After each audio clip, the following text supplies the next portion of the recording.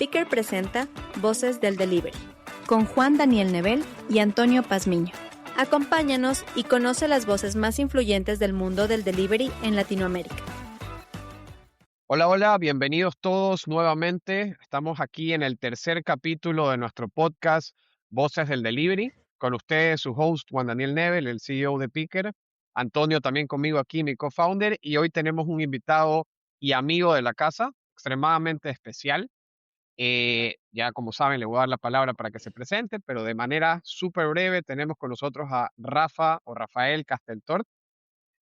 Hoy es un invitado muy especial porque tiene un conocimiento increíble sobre la industria de e-commerce y delivery. Siempre he dicho que ha estado en las tres categorías. Estuvo en el mundo corporativo, fue uno de los pioneros en el e-commerce en Walmart y Soriana hace más de 15 años atrás.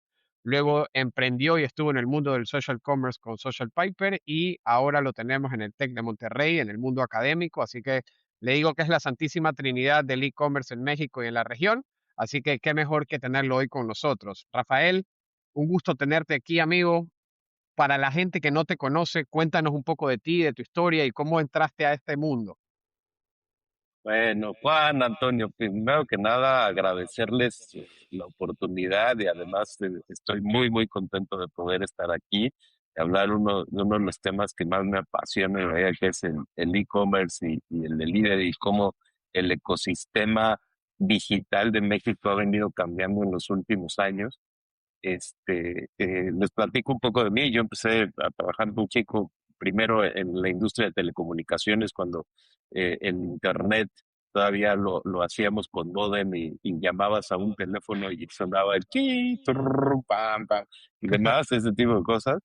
Era una empresa de telecomunicaciones que justo daba servicios a empresas de conectividad de internet con un enlace de 64 kbps. Imagínate lo que ha cambiado ahora eso, ¿no? Luego fue a estudiar, esa compañía compró Satmex, que era la empresa satelital mexicana, y después de esa aventura en telecomunicaciones, que estuve como 6 años, me fui a estudiar una maestría a Barcelona y regresé y estuve 2 años en el sector financiero, pero como que no me apasionaba y en el 2007 empecé en lo que se convirtió en mi modo de vida, que es el retail. Y entré a Walmart y en Walmart estuve primero en Sam's, llevando de iniciativas digitales y toda la parte de data mining, y luego llevé en energías y llevé muchas horas de Sam's. Y como llevaba estas iniciativas digitales, me tocó lanzar las primeras redes sociales o perfiles de redes sociales de Twitter y Facebook de Walmart de México, que eran las de Sam's. Y encontraron que me gustaba toda esta parte digital y me invitaron a crear la primera área de e-commerce en México en el 2010. Y ahí me tocó pues, lanzar desde walmart.com, relanzar Superama, y la primera app para pedir el súper en México para teléfonos inteligentes que lo hicimos en 2012. Y en el 2014 llega una oportunidad de volverlo a hacer, de empezar otra vez de cero, y me encantan los nuevos comienzos. Y me vine a vivir a Monterrey y entré a Soriana, en donde fui el Chief Digital Officer de Soriana.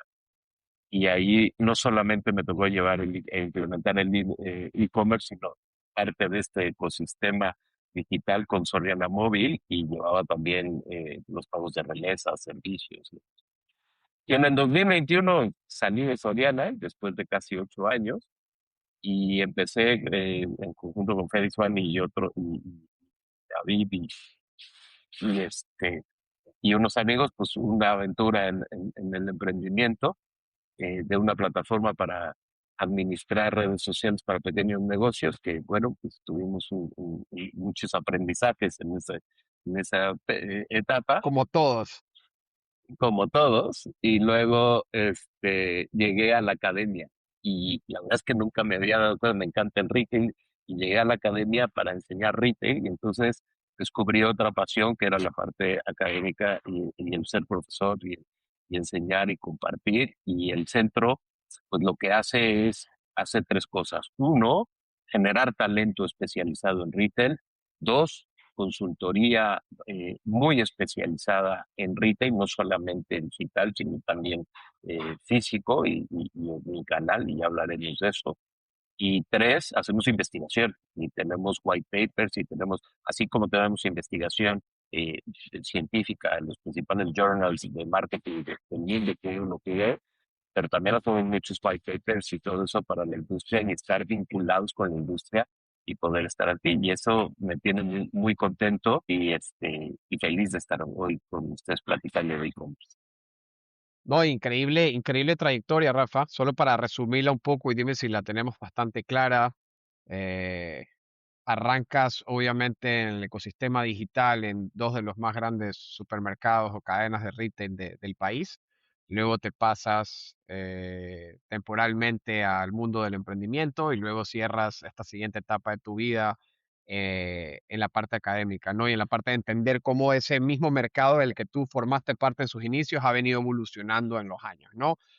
Increíble trayectoria, Rafa, y ahí, si quieres, déjame un poco, empecemos hablando más a profundidad de cada una de estas. Me gustaría empezar con Walmart, que fue la primera que comentaste, ¿no?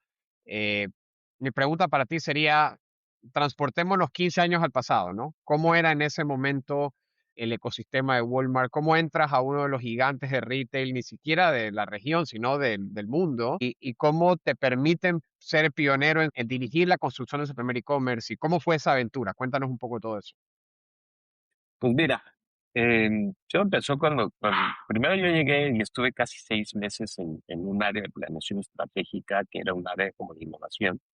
Y después de 6 meses me fui a me fui a Sams. Dentro de Sams, mi primera asignación, pues era data mining. Imagínate, teníamos toda la información de los clientes porque pues, tienes que comprar con tu membresía. Entonces empezábamos a hacer análisis del cliente y del comportamiento del consumidor y demás. En esa área de data mining llevaba también la primera página de Sams, o estábamos por lanzar la primera página de e-commerce de Sams. Y, y nos dimos cuenta que uno de los principales cosas que tenía Sams, el ecosistema estaba muy chiquito, era muy chiquito, pues estaba Mercado Libre y había algunas páginas, pero realmente no había inversiones importantes de e-commerce No estaba en los Amazon. retailers, ¿no? No estaba Amazon, ¿no? Amazon entra en 2015.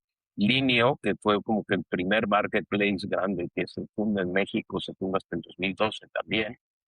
Y en ese entonces Walmart en Estados Unidos estaba creciendo mucho, ya Amazon les estaba picando, pero todo el mundo Walmart estaba enfocado para China, ¿no? Y todas las inversiones eran China. Y entonces, pues aquí teníamos que ir avanzando y me tocaba pelear y decir, oye, aquí hay valor. Y la manera en la que encontramos valor es que utilizamos esa página para hacer un B2B con los mayoristas.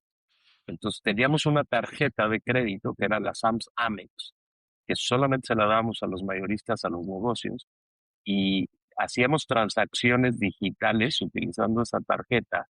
Y entonces un mayorista que quería que le entregáramos un tráiler de harina, un tráiler de atún o de muchos productos, se lo cobrábamos de manera digital a la Samsung a través de la página y la entregábamos en los clubes que estuvieran. Entonces podían comprar en México y se lo entregábamos en Tijuana y empezábamos a aprovechar la, la, la, la, pues ahora sí que la huella geográfica que tenía Samsung. Y a partir de ahí lanzamos los primeros perfiles de social media que había en México, empieza en 2007, estamos lanzando. Y los primeros perfiles de Sams y de Walmart México fueron los de Sams, y ahí estaba mi equipo y yo siendo community manager los fines de semana. Era Twitter y Facebook en aquel entonces. Y era ¿Había divertido mucho porque nos movimiento o decían, no? no tanto, o sea, sí, bueno, porque era un hype importante, era el momento en que Facebook pues estaba entrando a México. Y, y lo que sí había era que al principio decíamos, oye, es que evidentemente las redes estaban restringidas. No podías entrar a Facebook desde la red de Walmart, entonces teníamos que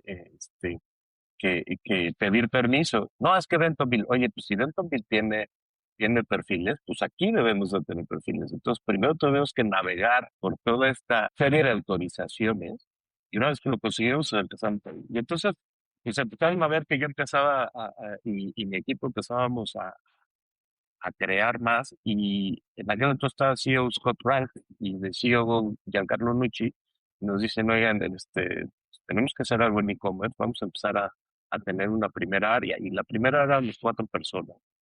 Y la idea de esa área era darle servicio a los negocios. No es que existiera el área de e-commerce y lo separáramos como negocio, como eso evolucionó después, sino que era un área donde le dábamos servicio y entonces yo le tenía que dar servicio a Superam, yo le tenía que dar servicio a Walmart, yo le tenía que dar servicio a Sam's y dependiendo de la estrategia que quisieran, le dábamos ese servicio. Y después, pues fue evolucionando y fue viendo que necesitábamos ir un poquito más rápido y entonces ya nos pasan a la operación de la página de internet de Superama. Que en aquel entonces, pues más del 90% ya existía Superama a domicilio. Superama a domicilio nace en 1999 como un servicio en donde los clientes hablaban a las tiendas y las tiendas le entregaban a través de un taxi, pero pues eso fue creciendo tanto que se centralizó en un call center y para el 2010 era un call center de más de 150, 160 posiciones. Funcionaba pues, prácticamente todo el día y seguíamos entregando a personas a través de los taxis, ¿no? De manera en donde la tienda controlaba toda la operación y controlaba también la operación de esos taxis. O sea, la tienda era responsable de contratar su transporte, ¿no? Y poco a poco, pues esto se ha ido evolucionando. Y ahí en 2012, pues vimos que ya estaban, 2007 se lanza el primer iPhone, ¿no? Y pues, para el 2011 lanzamos la primera app para pedir el súper, que de hecho la primerita, solo podías hacer listas de súper y veías el catálogo y demás, pero no No podías podías pedir. transaccionar. No podías pedir hasta después. Y fue un boom. Y Oye, la verdad es que la app fue un boom, y ¿no? esa transición de que el usuario de Walmart pasara a pedirlo digitalmente y ya no llamar, ¿qué tan dura fue? Porque tú te Pues pones que mira, hoy en día hasta las farmacias todavía siguen operando muchas con llamada telefónica. ¿Cómo vives esa curva? yo creo que cuando estás en una posición de gestionar canales y de e-commerce, el e-commerce no solamente es electrónico, son apps y son web, sino debes de darle la opción. Y yo siempre he pensado que mi chamba era darle opciones al consumidor para que transaccionara como él quisiera. Y para mí esa es la mejor definición de mi canalidad, ¿no? O sea, yo te doy una serie de instrumentos para que tú decidas porque evidentemente hay diferentes momentos de consumo y el que compra en e-commerce no deja de ir a la tienda, Correcto. simplemente tiene momentos de consumo diferentes y dependiendo de esos momentos de consumo va a elegir el canal con el que va a transaccionar. Entonces mi chamba era dar todos esos canales, ¿no? Y en esa época pues teníamos justo 3 proyectos, mejorar mucho Superama, lanzar Walmart.com, pero ya como un negocio de mercancías generales, y esa vez sí los separamos por completo. Teníamos un centro de distribución 100% dedicado a e-commerce con mercancía exclusiva para e-commerce y todo el back office y toda la construcción la hacía Armando de Uriarte y la parte del front office la hacía yo. Y lanzamos también Voodoo. Voodoo era una empresa, era un servicio de streaming que había comprado Walmart en Estados Unidos y lo lanzamos aquí en México.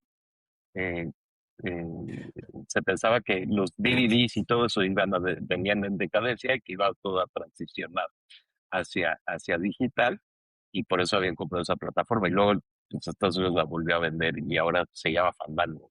Pero bueno, esto por parte de los procesos. Dale, Rafa, Sí, Antonio, y ahí, acá Antonio, sí, qué gusto. Oye, en todo ese camino que has descrito, ¿cuál fueron los 3 principales temas de resistencia? Tanto, vamos a si quieres clasificarlo en la dirección, en la parte operativa y en los clientes, si los podemos clasificar en 3. ¿Cuáles son las primeras causas de resistencia a ese cambio hacia yo creo el que, consumo normal hacia e-commerce? yo creo que lo primero es que había mucho miedo de los gerentes de que si transaccionaban solamente por e-commerce, iban a perder esta oportunidad de cross-selling y de vender más. Y entonces los Oye, gerentes de las tiendas, pensando en la base de los que estaban muy, muy preocupados, ¿en dónde iba a caer esa venta primero? Siempre, en el caso de siempre caía a la tienda, ¿no? Pues es parte de su bono y está perfecto y qué bueno que sigue siendo así, ¿no? Pero sobre todo pensaban que iban a perder clientes, de que ya no iban a visitar la tienda y que iban a perder ese control sobre su cliente. Entonces, esa era la primera.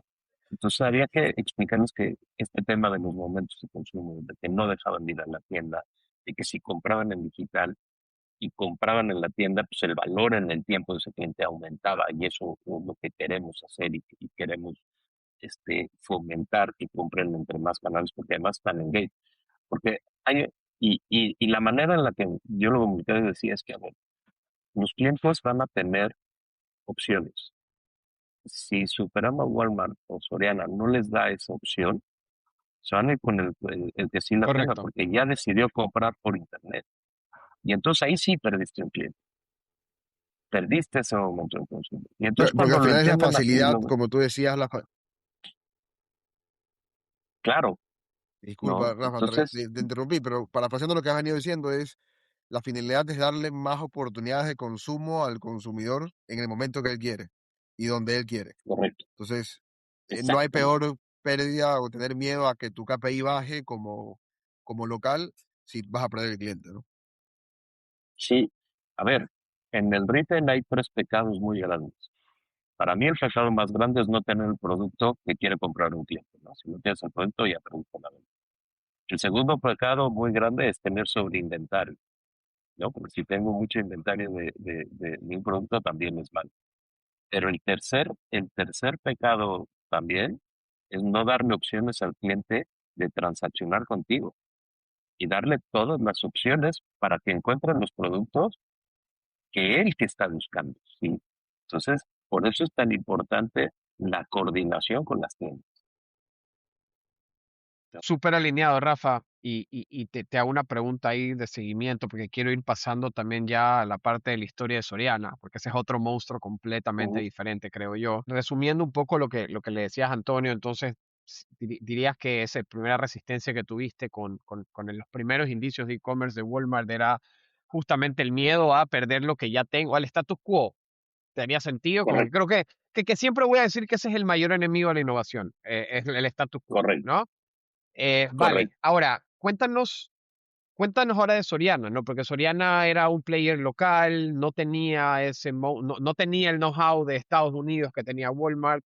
¿Cómo fue en cambio Ujú. ahora replicar la misma fórmula? ¿Fue un copy-paste? ¿Te tocó hacerlo por otra forma? Cuéntanos un poco de esa experiencia con Soriana ahora. A ver, la verdad es que sí, llegó la oportunidad en Soriana y la verdad lo que dije es, vamos a volverlo a hacer, ¿no? Y vamos a empezar a hacer otra vez. Y sí, la diferencia principal es que eh, en Walmart pues, la toma de decisiones es más complicada porque hay que ir a más instancias, es menos ágil, es más, y en cambio en Soriana la toma de decisiones es muy rápida. Tienes acceso a la dirección y se toman decisiones de manera muy ágil y muy rápida. Y eso pues, nos ayudó a implementar cosas de manera muy rápida y muy padre. Pero también es diferente, ¿no? Porque no tienes el mismo soporte que tenías en Walmart. En Walmart, y lo digo un poco en broma, ¿no? Pero en Walmart había un especialista de SEO para lechugas, tomates y perecederos, ¿no? Y entonces tenías un problema de SEO, agarrabas el teléfono y le hablabas y le decías, oye, ¿cómo le hago con esto? Y te daba un consejo, no te resolvió el problema, pero te va dando por dónde ir, Claro, ¿no? Y tenías un eso, y know-how eso, que venía ya de una industria un poco más validada.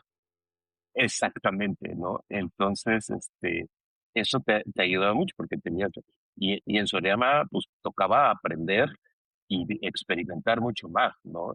Y eso también eh, fue increíble. Yo la verdad es que no puedo estar más agradecido con todas las oportunidades que me dio Soriana de volver a crear, de volver a empezar y de aprender muchas más cosas, ¿no? Y había que hacer muchas más experimentos y muchas más eh, eh, eh, habilidades, ¿no? Que las que tenías en Walmart era mucho más sencillo. Pues no voy a decir que es más sencillo, es diferente, simple y sencillamente. Oye, Rafa, pero ¿y Soriana tenía? O sea, algo que me parece interesante de esa primera parte de tu historia es que, y creo que es algo que con Picker vemos mucho en clientes actuales que han logrado realmente tener o crecer sus operaciones. Muchos empiezan de la forma más manual posible, o sea, dan ese primer paso a través de voy a tomar pedidos por teléfono, voy a manejar todo con un call ¿no? center y luego van evolucionando hacia la digitalización. Y a veces esos son los players que mejor lo han hecho ahora versus los que dicen, me quiero saltar directo a lo digital porque no quiero sufrir la parte manual de hacerlo. Y pongo el ejemplo que tú decías al principio, ¿no? En Walmart al principio o en Superama era todo este tema de tomar pedidos por teléfono y mandarlos en taxi. ¿En Soriana Ujú. existía eso también o ahí sí fue desde cero directo a lo digital o cómo evolucionó? Ah, había también ya un call center muy chiquito y había también ya un servicio a domicilio que tenías que mejorar muchísimo. Pero justo en ese momento también en Soriana estaban comprando las tiendas de comercial mexicana, se compraron 143 tiendas de comercial mexicana. Entonces, la integración para las tiendas del mundo digital pues era muy diferente porque había que tomar todos los sistemas de las tiendas de comercial mexicana.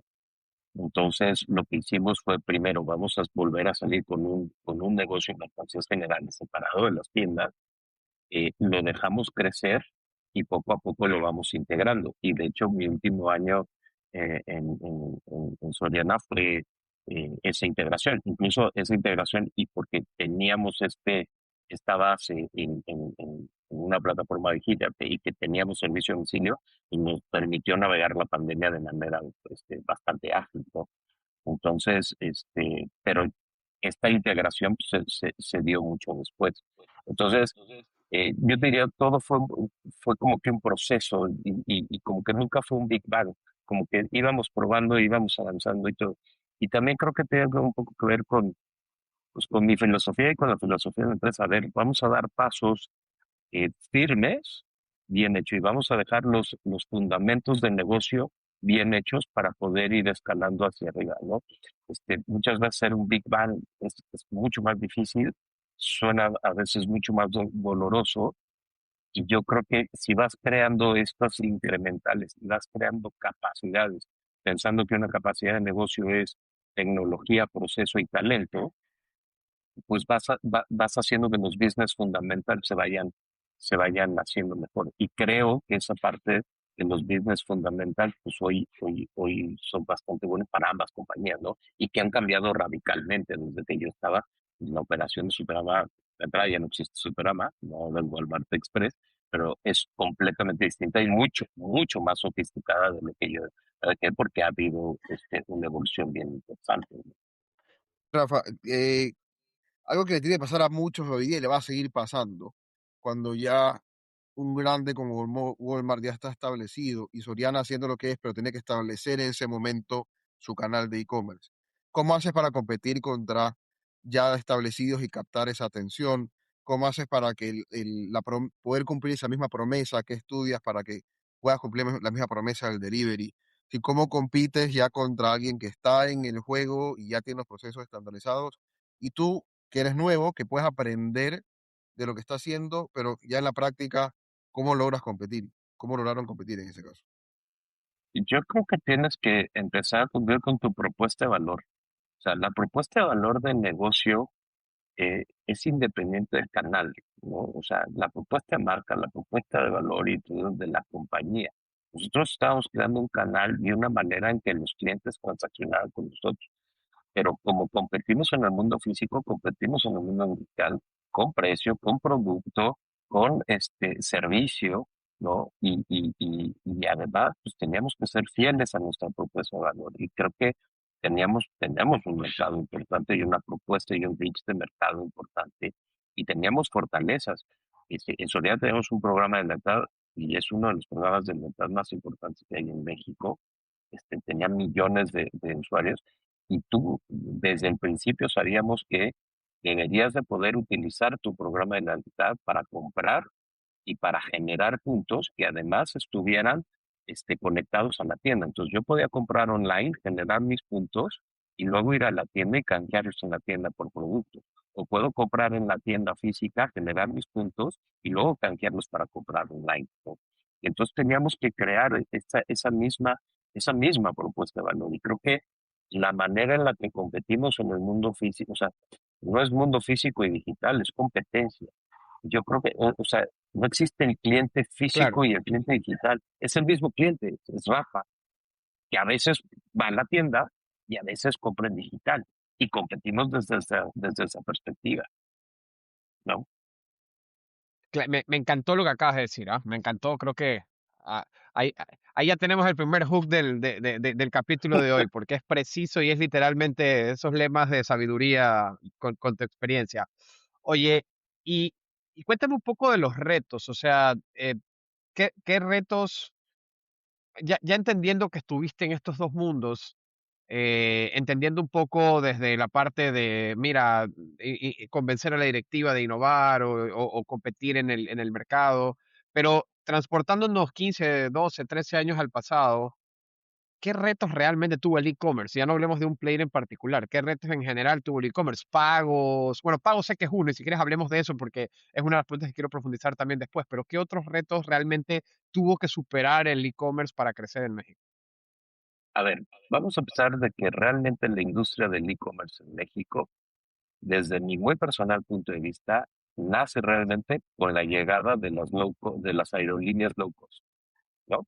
Porque tanto Viva Aerobús como Interior como Volaris crean su modelo de venta a través de ventas digitales, ¿no? Y eso fue alrededor del 2004.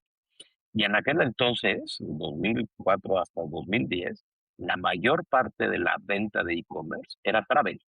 Estoy hablando más del 50% y todo. Había muy poca venta de producto físico en ese momento, ¿no? Entonces, ¿por qué? Pues porque había que superar la parte de pagos y la parte logística.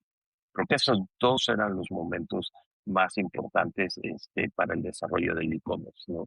¿Cómo resolvíamos? México es un país muy grande y con una infraestructura logística que han ido desarrollándose y demás, pero en aquel entonces pues, era mucho más pequeña de lo que es hoy. Los mismos operadores, eh, eh, couriers y operadores logísticos, pues, tapetes y demás han hecho inversiones brutales para poder crecer el ecosistema digital y poder entrar, que en ese momento pues todavía estaba muy incipiente. Entonces, pero hablando de pagos, inclusive, si hoy en día todavía tenemos un país que no está bancarizado y los pagos en línea están basados en una tarjeta de crédito y débito, principalmente débito, pues en ese momento pues todavía más, ¿no? Entonces había que buscar maneras diferentes. Entonces, una de las cosas que sí hicimos en Walmart y en Soriana es que tú podías pedir tu pedido y luego ir a una caja, por ejemplo, cuando estás hablando de mercancías generales, no necesariamente en súper, y como pagabas un servicio, así como pagabas la luz, te imprimías un código de barra, ibas a la caja y ahí pagabas tu pedido. Y una vez que pagabas el pedido, entonces ya te entregaba. Porque a la gente no le gustaba utilizar, había también incluso los métodos de pagos, había miedo de que me fueran Claro. y existe hoy en día, había poca confianza de transaccionar en línea. Entonces, creo que se empezaron a hacer estos métodos de pago y empezaron a nacer en este ecosistema también digital emprendimiento, empresas fintech que empezaron a facilitar esos pagos. Nace Stripe, nace Adyen, empiezan a venir a México como un mercado importante, Mercado Pago en aquel entonces no existía, ¿no? Y entonces empiezan a nacer muchas otras empresas que empiezan a facilitar muchísimo. Y yo te diría hoy en día, pues ya los pagos es gestionar muy bien tu riesgo, ¿no? Tu fraude y gestionar muy bien tu tasa de aceptación bancaria y otra vez volver a nacer. Eh, en aquel entonces salimos con PayPal porque PayPal venía entrando a México también, ¿no? Entonces teníamos que tener PayPal, teníamos que tener tarjetas de crédito y también, pues, a ver, el taxista le cobraba desde que nació, se operaba a domicilio, estábamos acostumbrados a hacer cash on delivery, ¿no? La mayor parte de las ventas se hacía cash on delivery. Hoy se siguen haciendo y llevando a la terminal o Correcto. pagando en efectivo.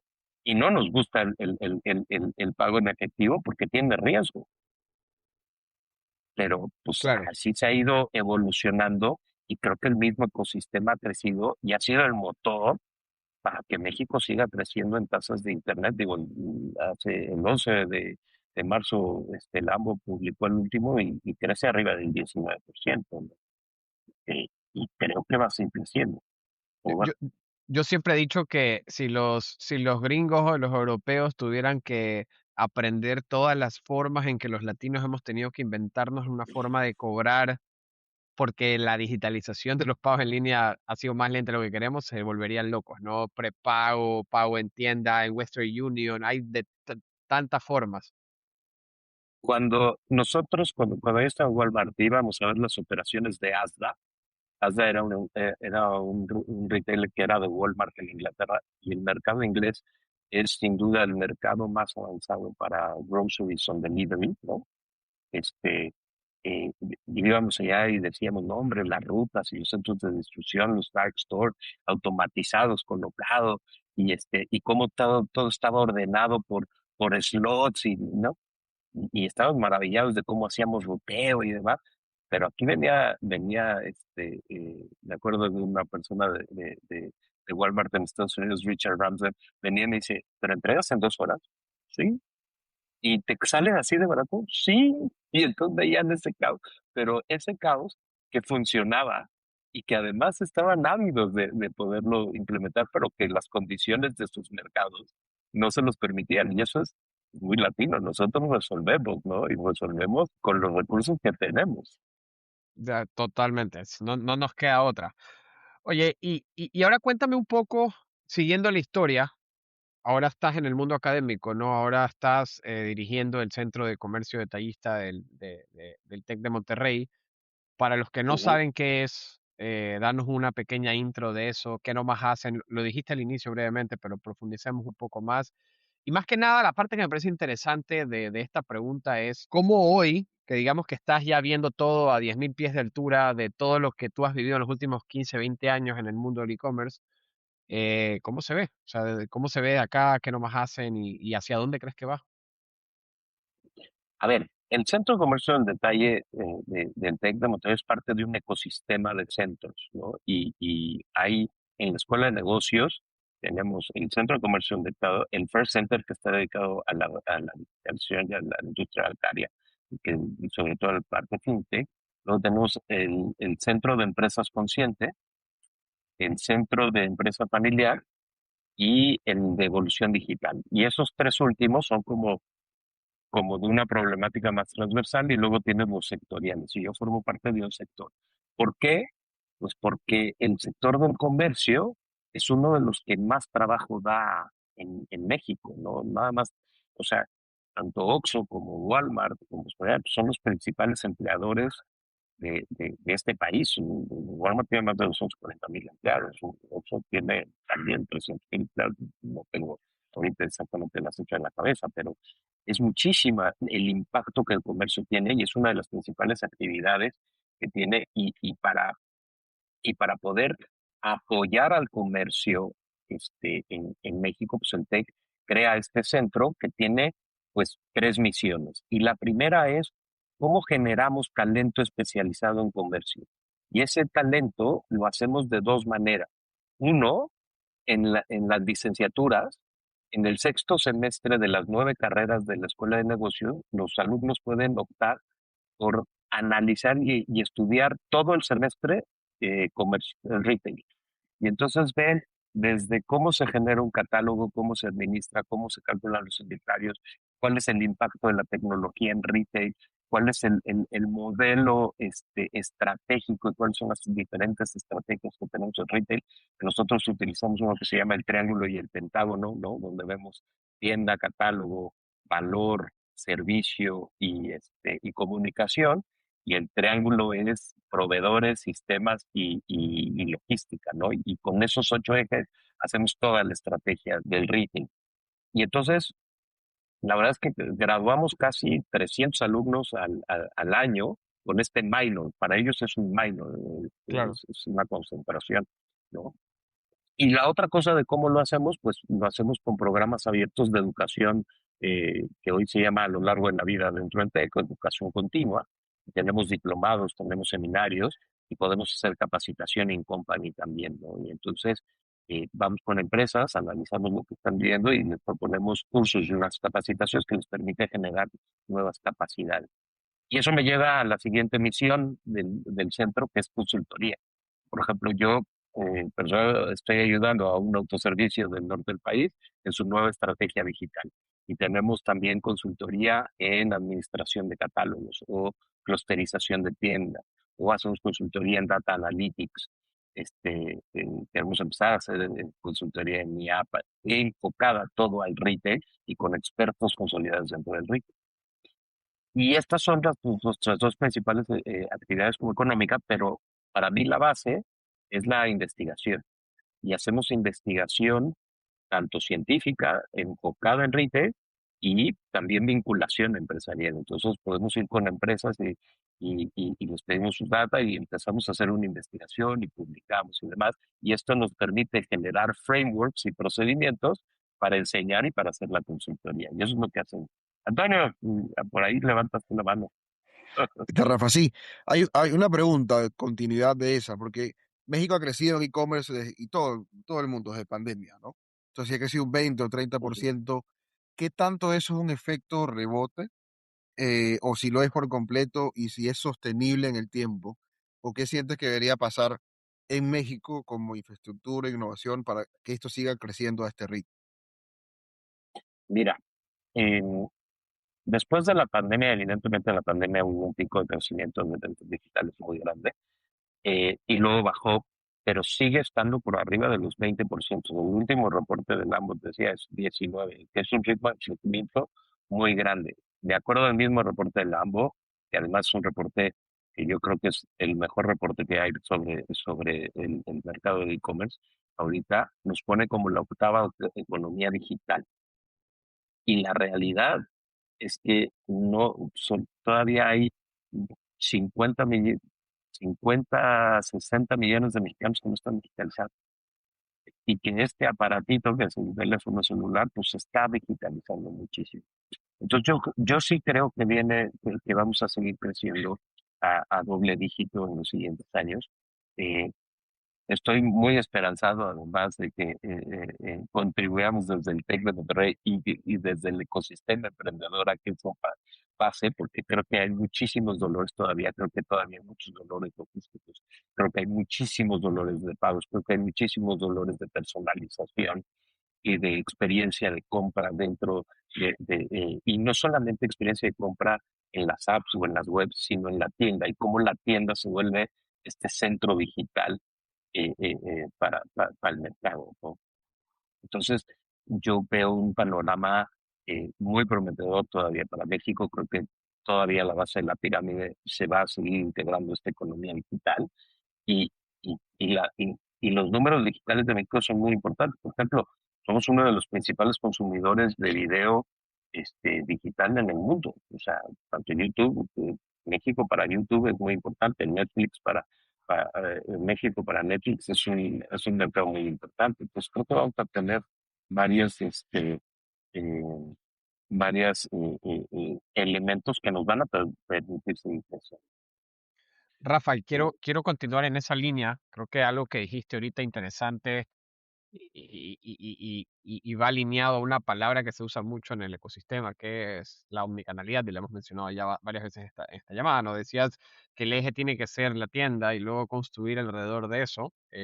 Quiero hacer dos preguntas en una. Respóndeme la primera Ujú. y luego entramos un poco más a detalle, a profundidad en la segunda. Con todo este concepto de la omnicanalidad, que es un término muy usado y a veces mal usado, ¿no? Eh, para los que nos están escuchando ahí afuera, que probablemente han escuchado este término y piensan que tienen omnicanalidad o no, ¿podrías resumirnos en un one-liner qué es realmente la omnicanalidad y cómo se debería buscar? Y Ujú. cuál debería ser el centro de lograr esto de aquí, ¿no? Si quieres empecemos con esa y de ahí de entrada quiero entrar a la otra que es este tema del quick commerce, cómo ha venido teniendo sus ups and downs. Otros entrevistados anteriores que tuvimos hablaban mucho de esto.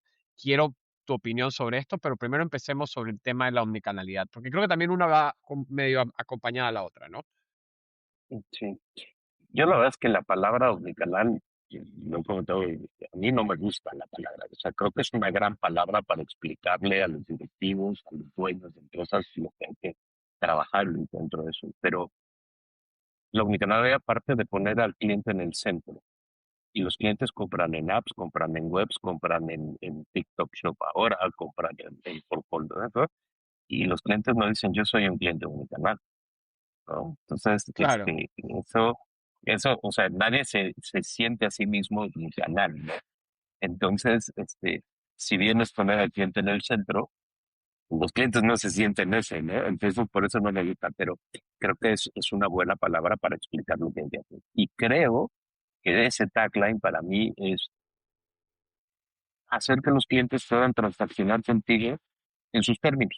Así de simple, ¿no? Yo quiero transaccionar en un teléfono, en una página web, quiero ir a la tienda, quiero investigar en la tienda, quiero investigar en el teléfono, quiero saber si tienes el producto o no lo tienes, quiero saber mis puntos del detalle, quiero saber mis compras anteriores, no me importa si la compré en la tienda o la compré en el web, quiero ver todo lo que he comprado, quiero saber mi estado de cuenta, si tengo un crédito contigo, quiero saber si ahora, eh, cuánto tiempo aire me queda, si tengo el servicio de telecomunicaciones contigo, ¿no? Entonces empieza a crear este ecosistema, porque el retail se ha vuelto ya un ecosistema y, y creo que ese ecosistema nace en las tiendas y nace en las tiendas porque es donde podemos aprovechar esa huella geográfica y donde por más digital que sea, el retail es un negocio de personas, en donde las personas son lo más importante. Y creo que no hay nada más frustrante que chatear con un bot que no te resuelve el problema y que además no te pasen con una persona, ¿no? Cuando yo creo que hay que ser muy claro en los journeys y si la inteligencia artificial lo puede resolver, cool. Pero si no lo puede resolver, en ese momento derívalo con una persona y la persona tiene que ayudar al cliente. Y las tiendas no van, y las tiendas nunca van a desaparecer, pues no van a desaparecer. Que sí crece mucho el e-commerce, pero también crecen las tiendas y se están abriendo cada vez más tiendas, ¿no? Entonces, volviendo al tema de por qué es importante la tienda. Hoy nos dicen, hay retailers que dicen que el 30% de sus ventas son digitales, pero no te dicen cuánto de esas ventas digitales se hacen en el piso de venta y la oportunidad que tienes tú de interactuar con el cliente para levantar también para vender más productos en el piso de venta. Y eso creo que es súper interesante. Y cómo aprovechamos esa huella geográfica para hacer pick-up in store, para hacer crop site, para entregar desde la tienda, para poder aprovechar. Yo comentaba hace rato que uno de los principales eh, eh, pecados del retail es tener inventario y demás. Pues entonces, ¿dónde tengo mi inventario? ¿Y dónde puedo reducir el costo? ¿Y dónde puedo bajar el costo? Y eso me lleva un poco al quick commerce. El quick commerce, si no tienes las locaciones o los puntos de donde está el producto físico, pues ¿cómo llego? ¿Va? Si tengo que entrar en 15 minutos, mi trade area va a ser muy chiquito, entonces tengo que tener locales con el producto para poderlo hacer. Va, Rafa. Y sí, te he escuchado en toda la entrevista y un poco antes de que estábamos hablando, hablar mucho de la huella de los Ujú. locales. Y sí, lo que me da la impresión que es parte crítica de la estructura previa que tiene que existir para una compañía que quiere ampliar y expandir su e-commerce. Que la omnicanalidad o el estar centrado en el cliente es estar donde quiere el cliente, con lo que quiere el cliente, cuando quiere el cliente. ¿Cómo bajamos a eso a algo práctico? Si quieres entender el tema de la georreferenciación o las coberturas, ¿cuáles serían los 3 KPIs claves para un gerente operativo decir, ok, tengo que poner tantos locales en esta ciudad o en esta zona para que el e-commerce y el delivery realmente funcione?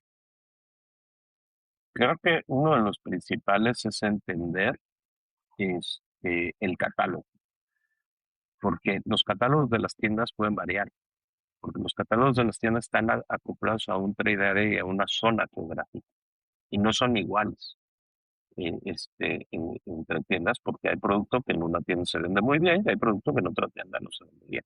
Entonces puede haber una discrepancia. Entonces, cómo disponibilizo el inventario para poderlo vender, ¿no? En línea. Y cada producto que yo subo a una plataforma digital tiene que tener una estrategia entre. Todo producto tiene que tener su estrategia. Entonces, cuando estoy creando mi catálogo, tengo que pensar en cómo lo voy a entregar.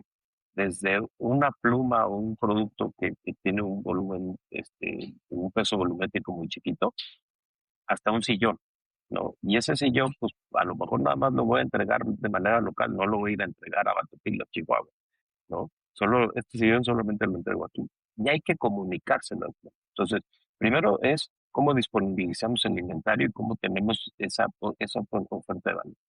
Segundo, creo que también es muy importante establecer mi estrategia de entrega. O sea, ya tengo mi catálogo, cómo lo voy a entregar y quién va a ser responsable de entregarlo en el tiempo. ¿Cómo va a llegar? ¿Quién va a recibir esa orden? ¿Cuánto tiempo va a pasar en que piqueo y preparo esa orden y está disponible para que pase una persona y lo lleve? Y la tercera es, sí creo que los tiempos de entrega. Y los tiempos de entrega no necesariamente para quick commerce, sino para cumplir con las promesas. Si a mí me preguntas, ¿qué significa estar centrado en el cliente? Creo que son tres cosas. Uno es sorprenderlo con producto y valor. No hablo de precio, hablo de valor, ¿no? Dos es, tenemos que cumplir con nuestras promesas. No se trata de sobreprometer. Si yo te digo y esto, hay plataformas que te cuestan 3 pesos comprar un artículo y se tardan 3 meses en entregar, pero el cliente sabe dónde está su producto y sabe que se va a tardar 3 meses y lo espera. Entonces, cumplamos con nuestras promesas. Y el tercer efecto importante es, hagámosle la vida fácil a los clientes. Si cumplimos esas tres cosas, creo que vamos a poder y miramos qué significa hacer la vida fácil al cliente. Oye, ¿cuánto tiempo tardo en realizar una compra? Oye, mis búsquedas fallidas. Oye, mis páginas 404 errores. O sea, hay muchas formas de ir midiendo estas tres cosas, ¿no? En la propuesta de valor de sorprender al cliente, ¿estoy vendiendo o no estoy vendiendo el producto? Entonces, si ponemos esa estrategia de qué significa, y para otras compañías y para otros, poner el cliente en el centro puede ser otra cosa, pero si ponemos esas tres cosas en el centro y ponemos KPIs y OKR de qué significa eso, y eso significa éxito, y entonces ya podemos alinear a la compañía hacia dónde vamos, ¿no? Yo creo que ese para mí sería como que la principal, no creo que haya un bulletproof. Creo que tienes que armar tu Claro. estrategia y sobre tu estrategia armar esos KPIs, ¿no? Pero sabes algo que no mencionaste, Rafa, y que me parece interesante resaltar, y así vuelvo de nuevo al tema del quick commerce. No mencionaste como algo es crucial, es como que cumplir la promesa, pero no necesariamente hacerlo más rápido, lo más rápido posible. Y creo que ahí hay un tema interesante que es, hemos vivido, y te lo digo nosotros en Picker que lo vivimos desde la ¿Mm? logística, donde tal vez el 90% de nuestros clientes cuando recién nos conocen dicen, yo quiero entregar más rápido y por entregar 3 minutos más rápido que la competencia piensa que tiene una oferta de valor realmente mejor. Entonces, aquí quiero entrar a todo este tema del quick commerce, ¿no? Venimos de tener invitados ¿Mm? como Omar en el primer capítulo, que ex co-founder de Joker, que se enfocó en la velocidad, pero luego en sus experiencias nos dijo al final el camino no era solo ese, era justamente lo que tú dices, cumplir la promesa de entrega. Luego tuvimos a Miguel que desde la perspectiva de Rappi decía, no, hay que ser el más rápido y Rapiturbo, que también Rapiturbo nos salva la vida a muchos en el día a día también. Entonces, quiero tu perspectiva de esa tendencia, si realmente la velocidad es un diferenciador o es la promesa cumplida en velocidad. En- Quiero regresar a los momentos de consumo, porque creo que ahí es donde, Ok. y quiero regresar a eso, a conocer a nuestro cliente para poder ofrecer eso, si es importante o no la velocidad. Y si tú tienes a tu hijo vuelto con calentura y está enfermo y todo, tienes una urgencia y lo quieres en 15 minutos en Motril para bajarle la temperatura lo más rápido posible. Oye, pero si voy a comprar un traje y que me sale muy barato y que no tengo necesidad porque no tengo un evento pronto y demás, pues me puedo esperar los 3 meses, ¿no? Entonces, yo sí creo que tienes que definir muy bien tu buyer persona y tienes que definir muy bien de ese buyer persona cuáles son los momentos en los que tienes que responder de manera más rápida y con base en eso sí armar tu oferta de valor. Entonces, para una farmacia, por, por, por, por el tipo de producto que vende, el quick commerce sí puede generar una diferenciación importante, porque además el cliente va a estar vulnerable, está preocupado, se siente mal, ¿no? Entonces ahí, entre el momento más vulnerable, el de respondes rápido va a ser sumamente importante, va a ser un factor de fidelidad, ¿no? Este, en otros momentos, pues, si tú vendes muebles, pues a lo mejor no necesitas el atributo de velocidad, sino necesitas el atributo de personalización. Sí, entonces creo que ahí es donde tenemos que hablar. Y sí creo que hay que encontrar ese balance, pero ese balance lo encontramos solamente conociendo a nuestro consumidor y relacionándonos cada vez más con él. Y creo que ahí hoy hay tecnología que nos permite hacer eso. Sí. Entonces, hay ofertas de quick commerce que van a funcionar. Pues, yo creo que hay que ver si en los momentos de consumo de velocidad para la oferta de producto que tiene es grande y entonces ahí es donde va a funcionar. Si lo que estamos pensando solamente es para momentos esporádicos en donde, uy, se me acabó la sal, ve y compra la sal rápido de conveniencia, pues a lo mejor no es necesariamente, ¿no? O sea, creo que hay que entender bien esos momentos de consumo y entender bien al Claro. consumidor No, y podría y también ser buscar el visto. balance. Correcto. Sí, no, y ¿sabes lo que pienso también? Podría ser visto, o sea, retomando la palabra omnicanalidad y no solo enfocarlo a canales como lo que tú decías de digital y presencial, es dentro del mismo canal digital, pues, como tú entender, de acuerdo a los momentos de consumo, tener el canal de venta rápida y el canal de venta tradicional. Y es cuestión de darle Correcto, opciones al cliente para estar disponible. De correcto, acuerdo, alineadísimo. correcto, porque además incluso creo que esas opciones, pues puedes estar acotadas. Puedes decir, oye, sí te lo llevo en 10 minutos, pero solamente te voy a poder llevar 10 artículos. No me pidas Claro, 30 artículos o 40 artículos. Y el cliente lo entiende. O sea, yo creo que hay que ser, eh, eh, y eso pasaba mucho, sobre todo en el teléfono super, oiga, no, mándenmele lo más rápido posible. Y incluso había unos kits de farmacia para eso, ¿no? Entonces, si tú sabes qué es lo que quieres y eres claro, por eso creo que es cumplir con nuestras promesas significa ser transparentes, claros y justos ante eso, ¿no? Y damos esas opciones, ahí es donde construimos este balance. Ahora, también es cierto que eh, Mercado Libre, Amazon, Liverpool y todas estas grandes empresas que tienen tanto tecnología y demás, pues te ponen un estándar en el mercado y la gente está esperando un estándar similar. Entonces, otra vez, cumple con tus promesas, no sobreprometa. de acuerdo.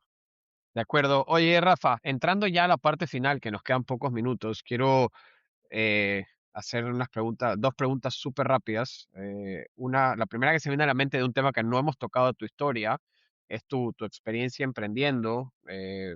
Tal vez no entrar mucho en ese detalle, pero sí en la categoría en la que emprendiste, ¿no? Has hablado mucho de la parte de redes sociales y creo que hay algo, y lo voy a atar también con toda esta temática de la omnicanalidad y de tener diferentes formas de llegar al consumidor, es el social commerce, ¿no? Creo que el término TikTok Shops lo hemos escuchado muchos y también no muchos saben lo que es o lo que se viene o el superpoder que va a ser poder ver. Yo siempre cuento una historia de que a mí me encanta mucho la serie de Yellowstone y estaba viendo en la televisión la serie y de repente Amazon me ofreció comprar el sombrero de John Doron directamente desde la tele, o sea, como que toda esa capacidad de pedir de diferentes fuentes, ¿no? Pero hablemos de la parte social. TikTok Shops, eventualmente compras a través de redes sociales. ¿Cómo crees que se viene eso? Y lo quiero unir con la pregunta final, ¿no? Que es, siempre nos gusta preguntar a nuestros invitados cómo ves el futuro en los siguientes 5 años del e-commerce en general. Háblame del futuro del social e-commerce en general, ¿no? Quiero personalizar esa pregunta contigo para ver qué se nos viene en los siguientes 5 años en esta categoría. Mira, yo creo que, a ver, primero, uno de los insights más importantes que yo he entendido en retail es que todos los compradores nos sentimos un comprador inteligente, ¿no? Y cuando te compras un producto y lo presumes, dices, mira, me compré este iPhone y me salió en 5,000 pesos. Y entonces te sientes muy inteligente porque te compraste un producto con un costo muy bajo. Y no hay nada que te repete más y que te sientas tan como tonto cuando te digan, uy, yo lo acabo de ver en 3,000. No, o sea, esa Claro, sensación de decir, hijo, no compré bien, es brutal. Y creo que esa sensación es lo que logra el social commerce. Porque el social hay commerce, validación. este, hay validación. Y hay validación de gente a la que tú le crees o quieres estar o parecerte para él. Entonces, por eso creo que tiene un potencial enorme. Y creo que TikTok Shop, a diferencia del marketplace de Facebook, porque para mí el marketplace de Facebook es más bien como que es el segunda mano, ¿no? Son los avisos de ocasión del periódico, en donde yo pongo a la venta algo, me pongo de acuerdo con alguien y se lo entrego, pero ni siquiera hay transacción dentro de la plataforma. En TikTok Shop no. En TikTok Shop funciona más como un marketplace, donde subo mi catálogo, lo gestiono. Tengo, incluso en Estados Unidos ya están obligados a usar su logística de entrega para todo eso. O sea, eso funciona como un marketplace bien armado. Pero tiene este componente de influencers y tiene este componente de comunidad que hace esas validaciones. Insisto, otra vez, aunque sea digital, somos seres humanos y nos gusta validar y nos gusta que nos recomienden cosas.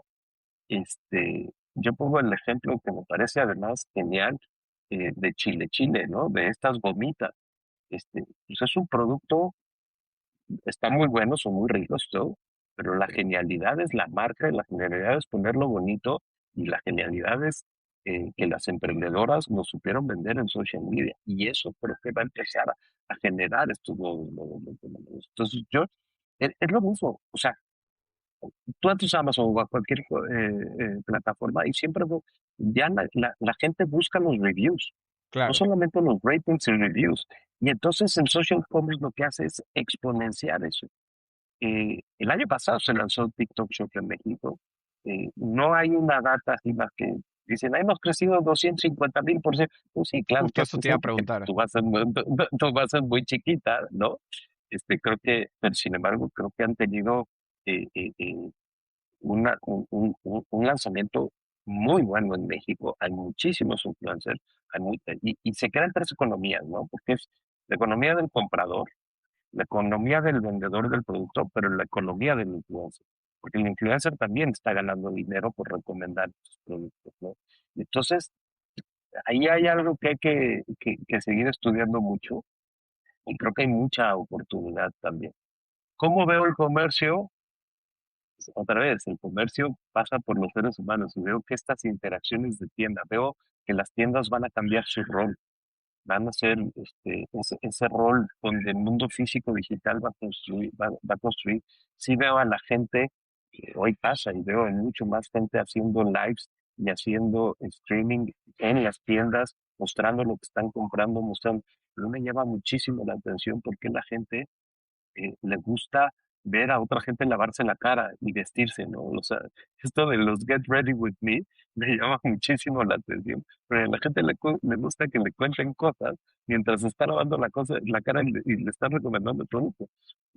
Creo que eso va a pasar en muchos otros ámbitos y eso va a potenciar mucho el comercio. Y creo que tenemos que crear otra vez business fundamentals básicos porque lo fácil del mundo digital es subir un producto a una plataforma. Lo difícil es entregar. Y aquí es donde Picker tiene la gran oportunidad y que hacen un gran trabajo en cómo entregar ese producto y cómo cumplir con esa promesa de entrega al retailer. Me parece que es fundamental porque volvemos a lo que estábamos hablando hace rato, Juan. Este, ¿Cómo balanceamos Quick Commerce Shop? Teniendo un soporte y teniendo una operación bien soportada con una muy buena base, ¿no? Y con Sí. capacidad tecnológica. Minuto de publicidad no pagado, por si acaso, para los que nos oyen No, ahí. no, no, no, además no. No, sí, No, pero completamente de acuerdo contigo, Rafa. O sea, creo que no entramos mucho en detalle de la logística, eso lo hablamos en otros lados, pero siempre he dicho que la logística es el corazón del e-commerce y creo que hemos aprendido mucho. Oye, y solo para cerrar, ¿crees que otras plataformas van a entrar en esa misma dinámica, no, hacia el futuro? Por ejemplo, lo que hace TikTok Shows. Vamos a ver esto en Instagram, vamos a ver esto en WhatsApp. A mí me emociona mucho en qué se puede convertir WhatsApp en la región, como conocemos a WeChat mí en Asia, ¿no? WhatsApp es uno de los canales de venta que no se explota hoy, pero creo que está dando muchísimo a través de ahí, de manera informal. Creo que el formalizar las ventas de WhatsApp va a ser importantísimo. Veo también Instagram, veo Pinterest también que pueda crecer, o Pinterest como una red social mucho más optimista y de menos hate, ¿no? Claro, Creo claro. y que creo que hay una oportunidad ahí y de un nicho, eh, y la verdad es que creo que van a pasar cosas nuevas. O sea, ve también retailers creando sus propias comunidades. O sea, el caso de Sephora creando su propia comunidad y sus propios retailers y demás. Perdón, sus propios influencers y esas comunidades tan fuertes con marcas tan fuertes como Harley Davidson, que tiene una comunidad muy fuerte. O sea, creo que hay una oportunidad de que el mismo retail cree esa comunidad y se lleve dentro de, de las plataformas y al final de cuentas, otra vez, el retail es un negocio de humanos y nos gusta compartir lo que compramos. Y entonces sí creo que va a haber una explosión. El mismo Facebook Marketplace creo que va a evolucionar a pagar en línea. Todo el mundo vamos a querer de ese pastel y lo mismo probablemente Mercado Libre y Amazon también migren a este social commerce y creen dentro de su plataforma esas cosas, ¿no? Dirías para resumir entonces que a los que nos oyen, que probablemente son propietarios de un negocio, una mini cadena de farmacia, supermercados, etcétera, es que el futuro está en ser parte de este ecosistema de varias maneras, o sea, como que entrelazarse en darle a tu cliente la opción de llegar a ti por diferentes fuentes, que ese es realmente lo que hay Sin, que buscar en los siguientes años, ¿no? sin duda, es acercarte lo más posible a tu cliente para que tu cliente decida cómo quiere transaccionar contigo. Me encanta. Rafa, te quiero agradecer un montón por esta increíble hora de aprender de ti. Creo que todos los que estamos aquí sabemos todo lo que se nos viene en este mundo y bueno, qué bueno escucharlo de tu boca. Así que te quiero primero personalmente agradecer en nombre mío, de Picker, de los oyentes, Antonio también y gracias por lo compartido, ¿ah? Al contrario, el agradecido soy yo. Me encanta hablar de este tema, me apasiona y encantado de poder, poder colaborar con usted. Muchísimas gracias, Rafa. Estamos conversando. Esto fue Voces del Delivery